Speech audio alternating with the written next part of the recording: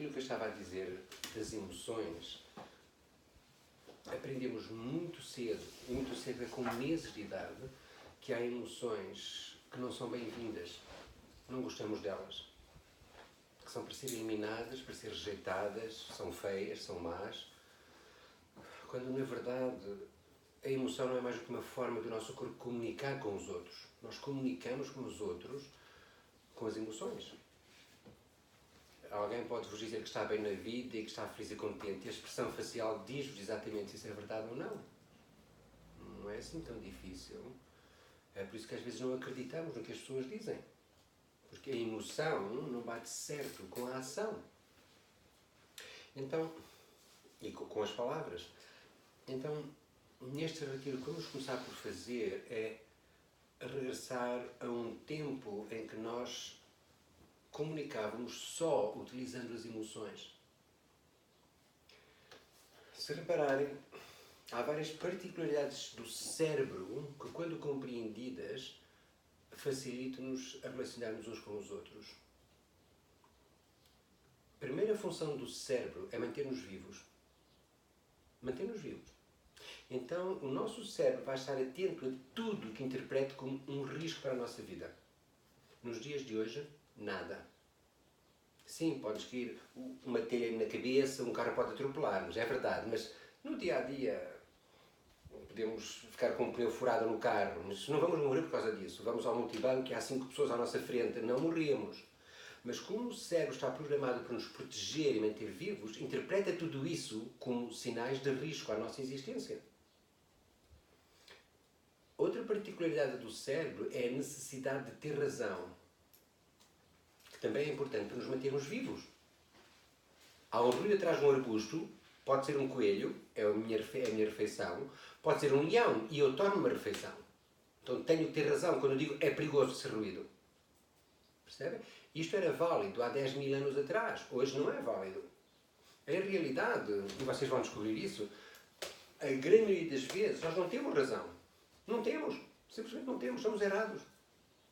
É mais fácil assumir logo que somos errados. Com 50 anos estou menos errado do que quando tinha 30. Mas não significa que já estou certo. Estou menos errado. É só isso. Com 20 anos estava ainda muito mais errado e aos 10 nem quero falar nisso. Então é que estávamos mesmo mal. Outra particularidade do nosso cérebro, da nossa mente, é reagir a estímulos externos e internos. Então, reparem, para uma criança, para um recém-nascido, aqueles dois bichos enormes, nós chamamos pai e mãe, a criança não tem esses conceitos quando nasce, não tem o conceito de pai e mãe, mas há ali duas criaturas que lhe saciam a fome, dão-lhe de comer, mudam-lhe a fralda, protegem. Então a criança começa a crescer a acreditar que são os outros que cuidam dela para ela estar viva. Como ninguém nos informa do contrário, nós vamos para a idade adulta a acreditar que precisamos dos outros para nós estarmos bem. Vamos ver quem vem. Agora ficam em silêncio, se faz favor. Já começamos. Pode sentar. Então, o que acontece é aprendemos em criança, precisamos de outros para estarmos vivos. E não apagamos este registro, vamos para a adulta a acreditar que precisamos dos outros para estar vivos. Agora começa o drama. Como é que começa esse drama? Se repararem numa criança com 3, 4 anos, a criança está a brincar, está divertida com os seus brinquedos e a tia vem visitar. E agora a mãe quer que a criança que está divertida com os seus brinquedos pare de brincar para dar 2 beijinhos à tia. Isto é um exemplo, está bem? É um exemplo. E o que acontece é isto. A mãe diz, Joãozinho, dá um beijinho à tia. E o Joãozinho, que está tão divertido a brincar, diz, não dou. Agora a mãe vai ser mal vista. A mãe vai ser mal vista. Olha que educação está a dar ao filho. Então a mãe insiste. Dá lá um beijinho à tia, gosta muito de ti, trouxe chocolates e por aí fora. E eventualmente acusa a criança de ser mal educada, de ser feia. O que nós aprendemos mais uma vez é que respeito significa fazer o que os outros querem e não aquilo que eu quero. começamos a aprender a não nos respeitarmos. Reparem, vejam o progresso disto. Primeiro acreditamos que precisamos dos outros para estar vivos, a seguir acreditamos que eles têm que gostar de nós para estarem connosco, para nós estarmos vivos. Isto começa a ser lixado. Isto começa a ser lixado. Portanto, pelos 6, 7 anos, nós transformamos ou naquela pessoa que gosta de agradar a toda a gente, ou no rebelde. O rebelde que se revolta contra tudo. E não importa a educação que os pais dão nisto. A educação que os pais dão é um dos fatores. Há muitos fatores aqui em jogo. Há muito motivo para a criança ser assim. Como continuamos com esta ideia que precisamos que gostem de nós, e na verdade, o que acontece é que ao longo da vida vamos ter muita rejeição. Muita. Vai haver muita gente a dizer que não gosta de nós. Vai haver muita gente a dizer sai-me da frente. Vai muita gente dizer-nos não. Mas como o nosso cérebro está programado para eu, para existir, preciso que gostem de mim, percebem o impacto que a rejeição tem? Não é porque a Ana já não gosta de mim. Não é isso. É eu vou morrer. Percebem? Para o cerebelo, isto é uma catástrofe. É por isso que quando acaba um namoro, um casamento, nós afundamos, entramos em depressão, porque o cérebro está a interpretar como estás fodido, acabou a tua vida. Não há mais nada. O coração para de bater.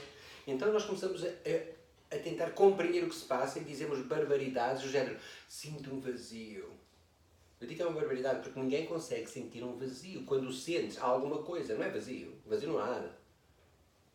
Eu, normalmente quando dizem sinto um vazio, eu penso, devem ser os intestinos vazios. Vai comer, isso passa. Percebem? Mas nós dizemos essas coisas. Não questionamos. Não questionamos nada do que está a acontecer. Depois acreditamos, e por volta dos 16, 17, 18 anos, que nós sabemos mais. Então hoje com o Google, fujam do adolescente. Porque ele consegue provar que nós estamos errados, ponto final. Mas estas duas tendências da mente, necessidade de ter razão e ter que nos manter vivos, é o que nos leva aos conflitos com toda a gente. Nunca conseguimos estar bem. Porque depois há outra particularidade da mente, que não é menos assombrosa e menos estúpida, que é querer coisas. Se vocês repararem, a mente continuamente quer, desde quer o bom tempo, até quer umas calças lavadas, e tudo que houver no meio, a mente quer. E é um dos motivos porque eu digo que a nossa mente é louca, porque quando tem o que quer, já não é isso. Sim, eu quero muito uma namorada, quero muito. Ai, a Ana gosta de mim, pronto, tenho namorada. Ao fim de 8 dias, se não fosse tão estúpida, eu até ficava com ela. Nós fazemos isso. Eu até gosto da Ana, mas ela não é carinhosa. Ofereceu-te flores, isso não é carinho. É bem? É como quando alguém diz que a mãe ou o pai não gostava de mim. Deram de comer, tinham que gostar de alguma forma, senão entregavam-te num orfanato. Quer dizer, acorda! A verdade é que ninguém irá gostar de nós como nós queremos, enquanto nós não gostarmos de nós como nós queremos. Reparem que nós dizemos aos outros, eu quero que gostes de mim, incluindo os meus defeitos, mas eu não os aceito.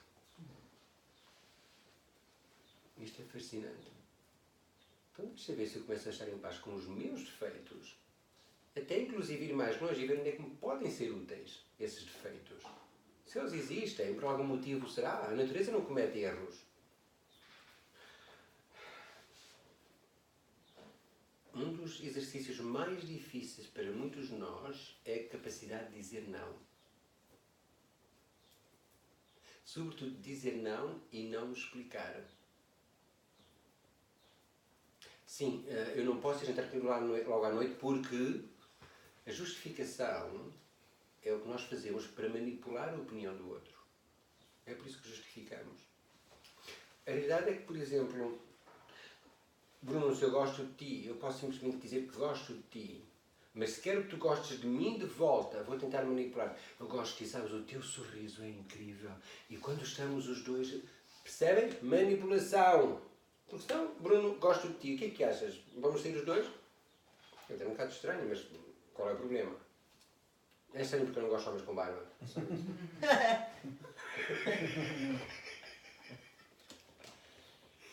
Mas compreendem esta loucura da mente de continuamente estar ausente. Eu vou sugerir a todos vocês, e só participa quem quiser, hoje à noite o Ruben e a Maria João já se voluntariaram, mas pode ir mais uma ou duas pessoas. O que eu vou fazer é, isto é uma experiência que vocês estão a participar, eu vou fazer as refeições todas, vão ser asiáticas, quem nunca provou pad thai, teriyaki, coisas assim, é o que eu vou fazer.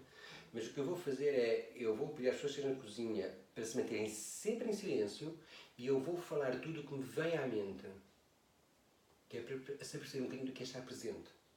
É só para isso, para se perceberem do que é estar presente. Quantas pessoas, enquanto cozinham, pensam na morte da bezerra? Ou seja, estão a pensar no que aconteceu ontem, no que vão fazer amanhã e depois têm aquelas conversas doidas com o ex que já se foi embora. Percebem? Estamos completamente ausentes. Completamente ausentes. Observem, por exemplo, a sensação nos vossos pés.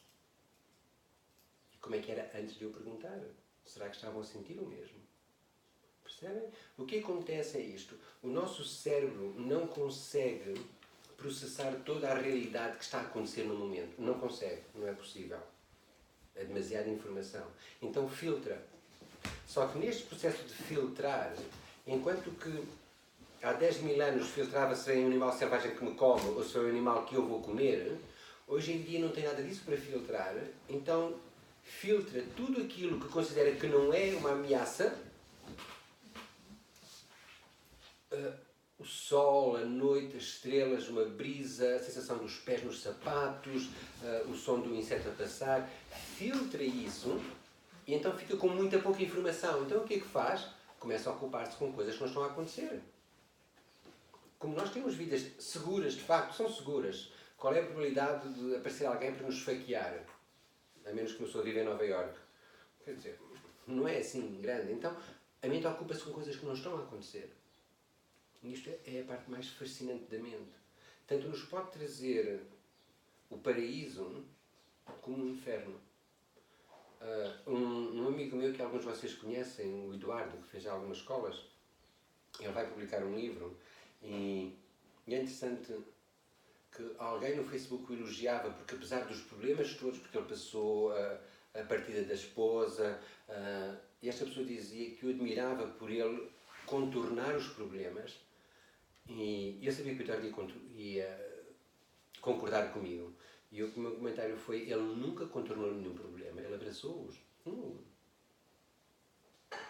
Percebem? O nosso drama é que perante um problema nós tentamos ultrapassá-lo, fugir dele, evitá-lo, quando a melhor forma de o resolver é abraçando, é acarinhando. E esta é a parte que é difícil para a maior parte de nós. Estamos habituados a rejeitar, rejeitar, rejeitar. É por isso que a rejeição é uma coisa tão cruel para nós. Então, o primeiro trabalho que eu vos vou pedir hoje, e tem umas 2 horas para se dedicar a isto, demorem o vosso tempo, está bem? Demorem, não queiram correr. As pessoas que me vão a preparar o jantar, só preciso da vossa ajuda às 6h30 da tarde, está bem? Antes disso não preciso. Eu vou dar-vos uma folhinha que eu quero que vocês enumerem lá situações do passado com as quais não estão 100% em paz e a seguir dediquem-se a escrever o que é que essa situação significa para vocês.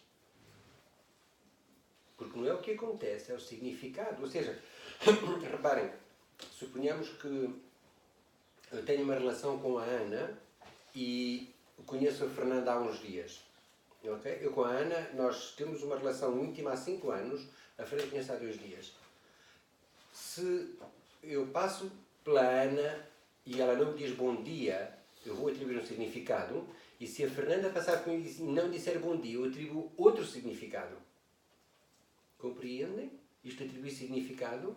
Há uma diferença entre a mãe dizer já não gosto de ti e um amigo da rua dizer já não gosto de ti. Têm significados diferentes. O amigo dizer já não gosto de ti significa vou perder um amigo, há mais. A mãe dizer já não gosto de ti é vou perder a comida, vou perder a cama, vou perder basicamente tudo que mantém vivo. Percebem? Portanto, há estes dramas que vêm da infância Mães desempenham um papel muito importante em criar dramas aos filhos, porque é assim que eles crescem. É assim que eles amadurecem. Senão não amadurecem. Mas peguem situações, se puderem, com as vossas mães ou pais que sentem que ainda não estão 100% em paz. E tentem descobrir o que é que significou para vocês o comportamento deles. E, eventualmente, irão bater em não mais do que meia dúzia de temas, que é, significou que eu não era importante, significou que havia algo de errado comigo, significou que eu sou estúpido, que sou mau, significou que eu não mereço. Verifiquem o que é que isso significou. Porque é nesta situação que nós vamos tomar só uma de duas atitudes na vida. Salvador, vítima. Se virem a parte dos relacionamentos amorosos, é uma delícia observar isto de longe. Baseia-se nesta dança entre o Salvador e a vítima. Não significa que o Salvador é o homem e a vítima é a mulher. Muitas vezes estão trocados os papéis. Mas o que acontece é que temos um que acredita que tem que fazer o outro feliz. É como, eu vou fazer a Maria feliz. E ela acredita que eu tenho que a fazer feliz. Então é a vítima ou o Salvador. Claro que isto vai ser frustrado, porque nós não conseguimos fazer ninguém feliz se a pessoa não quer ser feliz. Isto não é possível. Então, a Maria, em vez de estar atenta aos meus gestos de carinho, de cuidar, não, vai estar atenta aos gestos que provem o contrário, que eu não gosto dela. Então, eu posso lhe oferecer flores um dia, levá-la a jantar outro dia, mas no dia seguinte não lhe disse bom dia. É esse que fica. Não disse bom dia. Percebem? Da mesma forma, para o Salvador, é como, eu faço isto, não adianta, eu faço isto, não adianta. Percebem? Portanto, Salvador e vítima. Vocês vejam a relação que têm com um filho, a relação que têm com um companheiro. Observem se vocês são o Salvador ou a vítima. E é fácil. Depende de como vocês fazem a queixa. Aí já se percebe. Se as vossas queixas são do género, ele faz-me infeliz, ele é a causa do meu mal-estar, vocês são a vítima na relação. Se a vossa queixa é, apesar de eu fazer tanto, não consigo que outra pessoa esteja bem, vocês são o Salvador na relação. Não podemos ser as duas coisas? Em cada relação são uma das coisas. Podem alterar isto há 6 meses como Salvador, 6 meses, mas regra geral não. Regra geral isto não muda. A dinâmica é a mesma. Muitas vezes o que acontece é, eu canso-me de ser vítima e na relação seguinte vou ser o Salvador. Vou fazer isso. Eu vou cuidar de ti. Não cuidaram de mim, não souberam fazer, mas eu vou-te mostrar como é que se faz. E é claro que vem a frustração, porque não conseguimos, isto não é possível. Mas, amiga, na tua experiência, quando estás a falar de relações filiais, e eu estou a ouvir e estou a pensar muito na relação com o João, aquilo que eu aprendi, não é? Com o pai e com a mãe, não é? Eu dou por mim a olhar e a perceber o que é que eu estou a fazer naquela relação com o filho. Porque as atitudes que eu tinha, neste momento eu estou a tê-las também com ele, não é? Porque foi isso que eu aprendi. Não, este é o pormenor que, de facto, o nosso comportamento não é nosso. Eu acho sempre uma delícia quando as pessoas dizem eu sou, se não és, foi tudo impingido, tu nunca questionaste. Nós iremos sempre imitar o comportamento do pai ou da mãe, nos casos mais graves, do pai e da mãe. Mas vamos imitar um deles. Normalmente o que acontece é isto, nós olhamos para o comportamento do pai ou da mãe do que gostamos menos e como crianças dizemos eu nunca vou ser assim. É isso que nos vamos tornar. Porque a nossa mente, a mensagem em termos emocional é muito intensa e a mente não compreende a negação. Eu digo isto muitas vezes, mas se eu vos pedir para não pensarem no infante, Bruno, nesse aí não penses, está bem? Deixa ver. Okay. Não penses numa chávena de chá. Percebem o que acontece? A nossa mente é tão louca que eu posso fazer um jogo mais divertido ainda, que é... Imaginem que temos aqui um cesto com laranjas. Laranjas. Boas. Estas são boas. E eu começo a descascar uma. Vem aquele aroma citrino da laranja. É uma delícia. E é sumarenta.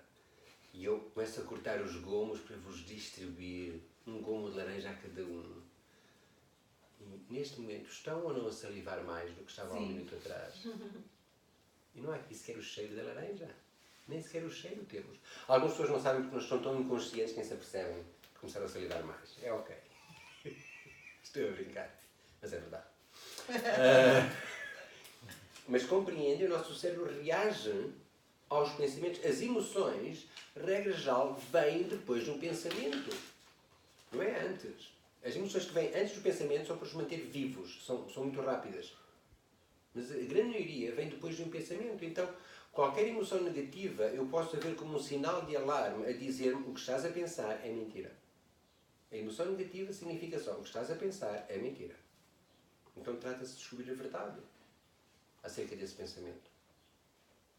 É disso que se trata. E eu tenho mais uma coisa que vou testar convosco. No sábado vocês vão estar a fazer este trabalhinho 2 a 2, só que eu vou estar atento a cada um dos grupos do que estão a fazer. Quero que vocês comecem a ajudar-se uns aos outros para poder ir lá para fora e fazer isto com um filho, com uma tia. Perdão, eu tive há pouco tempo uma amiga a quem na escola disseram ao filho, ainda pequeno, que era burro. E claro, quando chegou a casa e contou à mãe, a mãe disse: tu não és burro. Já começamos aqui a rejeitar um aspecto, o burro. É rejeitar uma parte de quem eu sou, burro. E para mim é como, deixa ver, se calhar és burro, se calhar às vezes és burro. E o que há de bom em ser burro? Porque a maior parte das pessoas pensa logo, burro, mal. Não quero ser isso. Mas como é que eu posso aprender se não for burro? Eu só vou aprender quando sei que não sei. Eu uso muito o burro nos meus relacionamentos com os outros. O Bruno está de trombas e o burro que é em mim não sabe porquê. O inteligente sabe, eu sei. Ele está sempre quando eu não fiz o jantar. Eu sei disso, mas é para pagar, é bem feita, que é para não se atrasar. Percebem as histórias que a mente conta? Quando a verdade é que não sei o que é que se passa, posso perguntar. Quando eu sou burro, eu pergunto. Não tenho problemas com isso. Isto é muito útil. Olha, não estou a compreender, ajuda-me. Qual é o problema com isso?